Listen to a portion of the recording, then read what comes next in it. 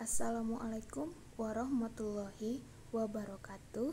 Saya Purida Alawiyah Simbolon ingin mempresentasikan hasil RPP yang telah saya buat guna untuk memenuhi mata kuliah workshop RPP akuntansi. Berikut ini adalah RPP 1 lembar yang telah saya buat.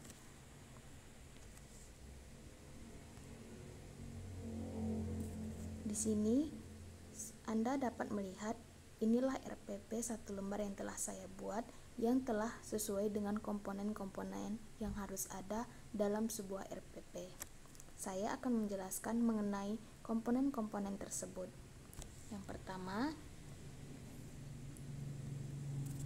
terdapat mata pelajaran yaitu praktikum akuntansi perusahaan jasa, dagang, dan manufaktur.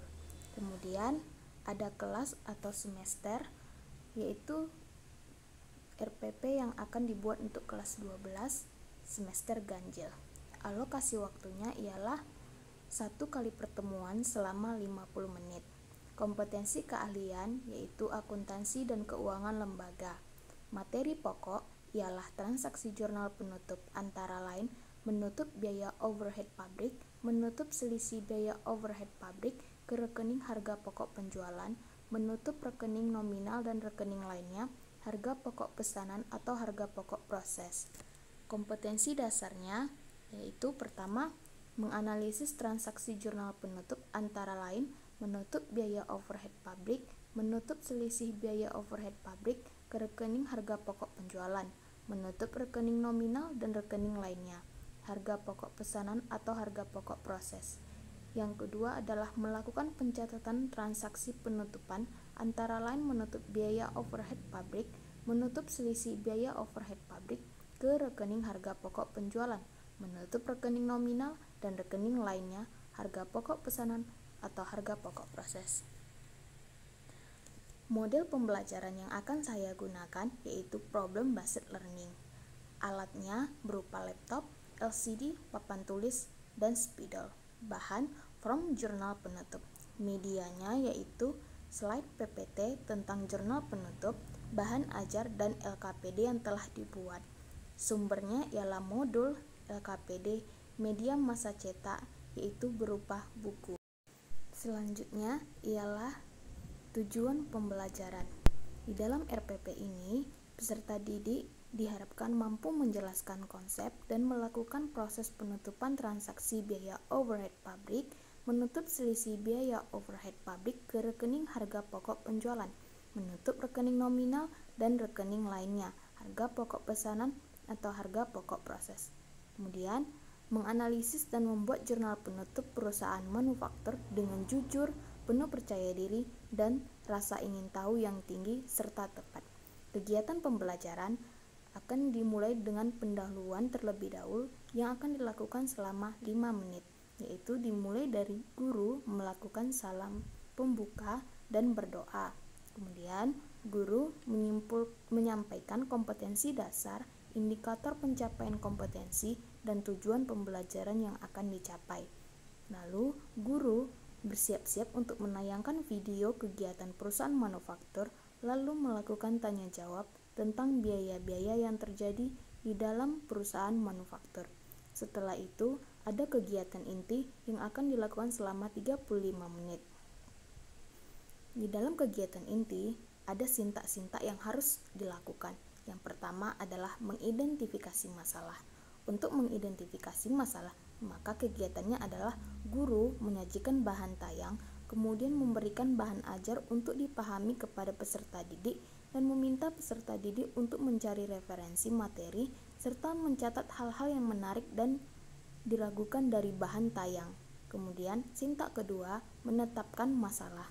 Guru memberikan LKPD yang telah disediakan untuk dibahas secara berkelompok dan mempersilahkan peserta didik untuk bertanya dan kemudian menginstruksikan peserta didik untuk berdiskusi.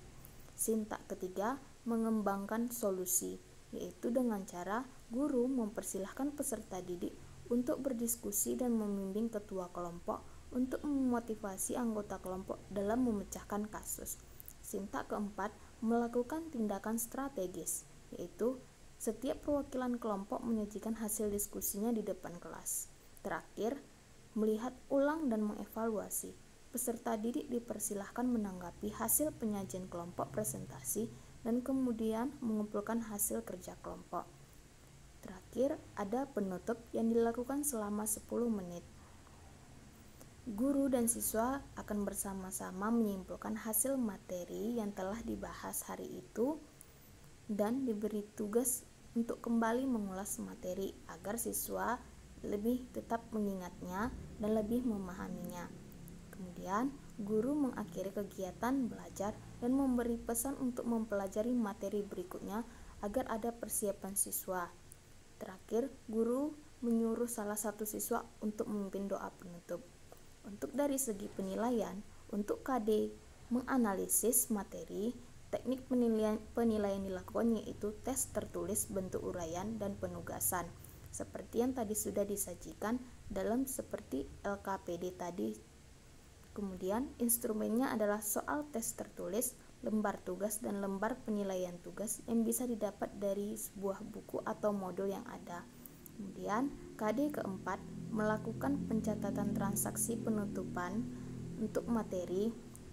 Teknik penilaian yang dilakukan ialah unjuk kerja dan portofolio, laporan tertulis kelompok, dan instrumennya adalah lembar observasi untuk unjuk kerja dan portofolio. Selanjutnya, mari kita bahas mengenai bahan ajar praktikum akuntansi. Nah, berikut ini telah saya sajikan mengenai bahan ajar praktikum akuntansi. Di dalam bahan ajar ini memuat nama sekolah, kelas, mata pelajaran, materi pokok, dan materi pembelajaran. Untuk materi pembelajaran, pertama, siswa akan membahas mengenai biaya overhead pabrik atau yang disingkat dengan BOP. Di dalam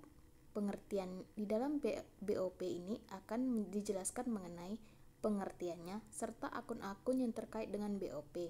Kemudian, sesuai dengan materi pokok, maka selanjutnya akan membahas mengenai selisih biaya overhead pabrik.